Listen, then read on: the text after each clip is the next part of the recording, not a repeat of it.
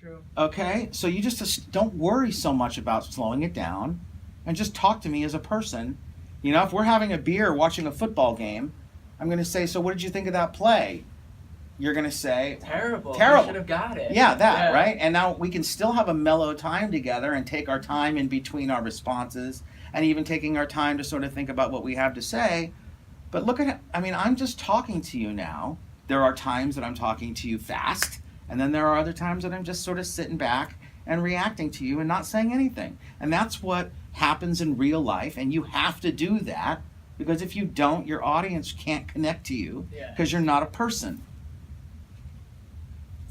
I feel you. You have to be a real person to succeed as an actor. So I need to, would you say, you have to understand? Yes, you have to understand, again, what I may have said to you before. I can't remember if I said this to you. But there are 2 steps to this process. It's just like being an athlete, just like being a singer, just like being a musician or a dancer. There's 2 steps. There's the preparation and there's the executing. And they're completely different animals. So I love the fact that you're working so hard, but you got to make sure you're climbing up the right ladder. Gotcha.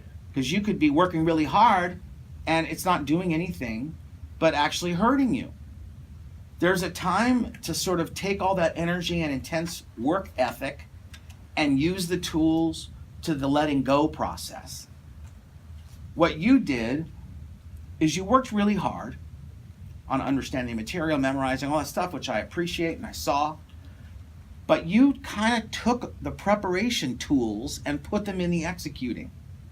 So I need to let those tools just stay in the preparing period, and then when it comes to actually performing, just let go of all of that. Absolutely. Receive. Yes, receive. Just receive. Do you ever play a musical instrument? I play drums. All right, drums, or do you sing? I have try to sing. All right, so imagine drums, and you're thinking about how to play as you're playing. Yeah. You'll suck, won't you? Yeah. People will be like, what's wrong with him? He's going so slow. True. Right? But then there comes a time that you've learned, because all that stuff, the slow, is like doing scales on the guitar. When I'm thinking about the notes, I gotta just go up here and I gotta play and my fingers hurt and I'm thinking, I gotta work this part here, and it's gonna be very mechanized and like robotic because I'm practicing it over and over and over again. That's the work that you did. Now, when I'm playing for the group, now I just gotta just let go and receive and trust that my fingers will go where they're supposed to. The same way you have to trust in the scene. So instead of putting your attention on performing the words correctly, what you'll learn how to do is put your attention on the ability to react, receive, and let go. And that becomes the work. How well can I let go in a scene? Have I expanded my ability in resisting the temptation to watch myself when I'm executing the scene? And now let's see if it's still there. Maybe it won't be there. But you've got to have the faith that and take the chance that it may or may not be there. You have to be willing to suck. You have to be willing to take a chance that you might fail and not make sure you're doing it right. That's how we execute in an A+ fashion. Having the courage to take a chance that we may be bad and now doing it anyway. And that's the second step. Look, you're brand new. So, you should still be very proud of yourself for even doing what you just did. But I hope you don't go beat yourself up, because it's crazy for you to do that. It's like you're just learning how to play the violin. Yeah. So, does this help? No, this absolutely helps so much. When you're wondering and you're practicing your scene, and you may, when you were practicing the scene, were you practicing it by yourself? I did a couple times practicing it by myself, and then I also practiced with Jamie. I would have her read Betty's part. Mm-hmm. Did you find that you practiced mostly by yourself or more with Jamie? I would say maybe 50-50. Okay. So you might want to, at least in the beginning, try to make it more like 75-25, 75 more with Jamie. Okay. Because when you're rehearsing alone, especially in the beginning, it's very easy to put your focus on yourself.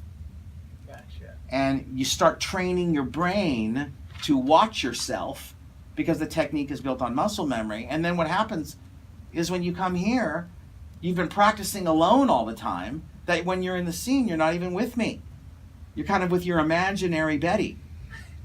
Does that make sense? Yeah.